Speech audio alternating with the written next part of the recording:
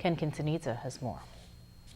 It started over comments on Facebook about the payment of tax refunds. On a post made on Guam Grab, Senator Rory Respicio claimed that Governor Calvo, quote, used $50 million in tax refund money for operations, and now people have to wait again for their refund checks, end quote. So where Senator Respicio is getting that we withdrew $50 million and didn't use that for tax refunds, I have no idea, and I wish he was here to answer that question because he didn't have a problem lying about it on social media and to the rest of the media.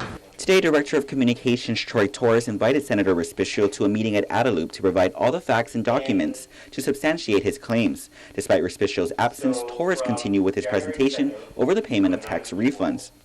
Along with saying Senator Respicio's comments were a bold-faced lie, Torres outlined several points, notably that tax refunds are not late, and they are in fact being paid faster than anyone has ever paid them in over 20 years.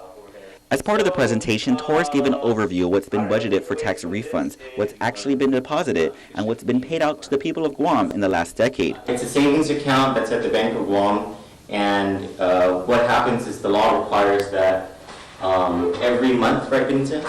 Every month, as we collect income taxes, both corporate and individual income taxes, we set aside a certain percentage of those taxes into this trust fund. Today, Torres, along with DOA Director Benita Menglotnia and Revenue Tax Director John Camacho, he says the trust fund has no bearing of what's actually paid in tax refunds evident, for example, of what's occurred in FY 2013 between October 2012 and December of last year.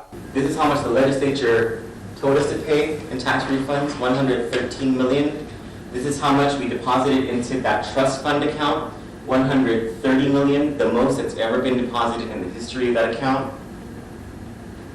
And despite the law telling us to pay only $113 million, and despite the other law telling us to pay only $130 million, we actually paid out $137 million in tax refunds in fiscal year 2013. Torres says Respicio's claims about the $50 million being used for operational needs is absolutely untrue and says refunds are not being paid up to February 7th because Revenue Tax has only processed refunds up to February 5th.